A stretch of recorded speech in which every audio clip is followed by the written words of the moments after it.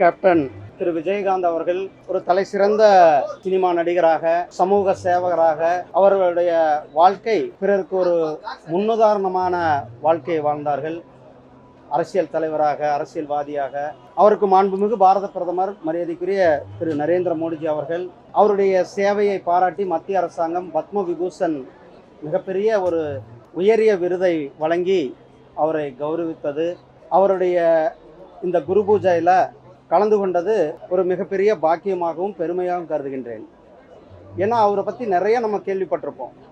அவர் அவருடைய cinema shooting ஆகட்டும் அல்லது வேற எங்கே இருந்தாலும் கூட அனைவரும் சாப்பிட்ட பிறகு எல்லாரும் சாப்பிட்டாங்களான்னு கேட்டுட்டு அவங்க எல்லாம் சாப்பிட்ட பிறகு தான் தான் சாப்பிட்ற அந்த ஒரு மிகப்பெரிய ஒரு பழக்கத்தை வச்சுருந்துருக்கார். அதே போல் அவர் ஒவ்வொரு வருஷமும் கூட அன்னதானம் அல்லது சமூக சேவைகள் என்று அவருடைய சொந்த செலவில் சமூக சேவைகள் செய்து மற்றவர்களுக்கு ஒரு முன்னுதாரணமாக இருந்தார்கள். இன்றைக்கு அவர் பேரில் இங்கே தொடர்ந்து அவருடைய அறக்கட்டளையில் அன்னதானம் கூட இங்கே தொடர்ந்து நடைபெற்று கொண்டிருக்கிறது. அவருடைய குரு பூஜை, அவருடைய புகழ், அவருடைய சினிமா துறை அல்லது பொதுமக்கள் அனைவருக்கும் அவருடைய புகழ் மேலும் மேலும் ஓங்க வேண்டும், அவருடைய புகழ் பரவ வேண்டும்.